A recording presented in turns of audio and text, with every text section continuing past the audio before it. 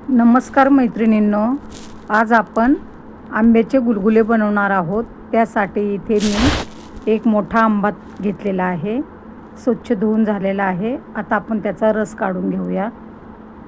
आणि इथे गुलगुले बनवण्यासाठी मी रुचियाना गूळ पावडर वापरणार आहे। आंब्याचा रस, 2 वाटी गहूचं पीठ, 3 चमचे रवा, 2 चमचे तांदळाचं पीठ, थोडीशी बडीशेप ठेचून घेतलेली आहे आणि 1 वाटी गूळ घेतलेला आहे। असे आपल्याला मस्त आंबा गुलगुले खायचे आहेत।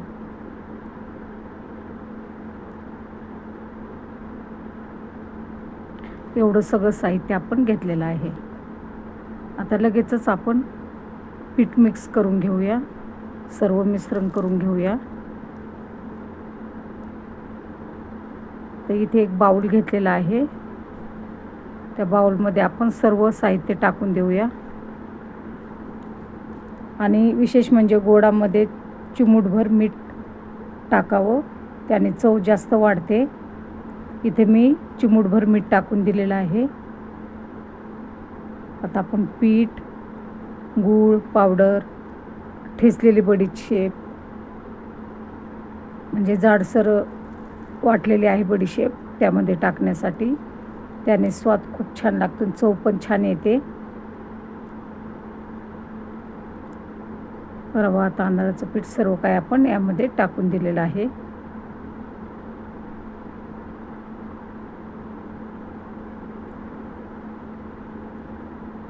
आता आंब्याचा रस टाकून देऊया।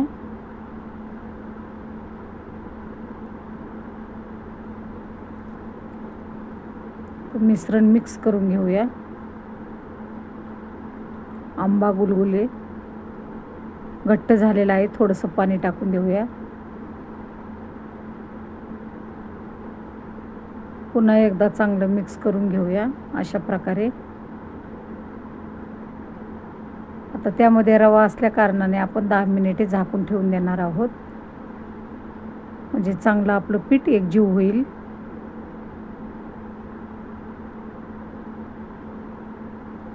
आता गुलगुले बनवण्यासाठी घेऊया। इथं जाड कढई आहे लोखंडाची, माझ्या मुलीने तळण्यासाठी घेतलेली आहे। खूप जड आहे, 3-4 किलोची कढई आहे ती, तर त्यामध्ये अजिबात काही जळत नाही। आता इथे चिमूटभर आपण सोडा टाकून देऊया। पुन्हा एकदा मिक्स करून घेऊया लगेचच, आणि लगेचच आपल्याला गुलगुले काढून घ्यायचे आहेत। पीठ तर मस्त झालेलं आहे, बघूया आपण तेल तापलं की नाही।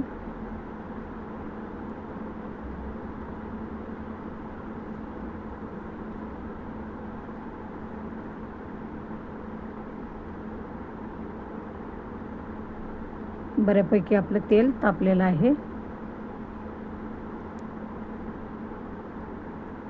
आता आपण गुलगुले सोडून देऊया तेलामध्ये।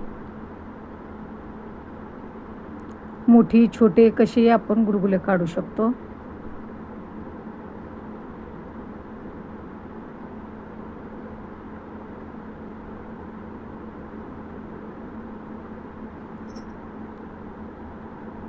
आंब्याचा सीझन आहे तोपर्यंतच आपण आंब्याचे प्रकार करून खाऊ शकतो।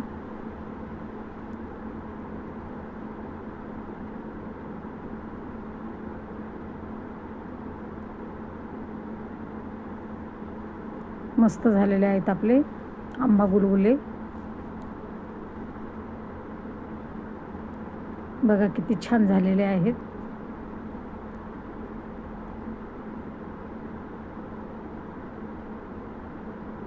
अशा प्रकारे आपण काढून घेऊया।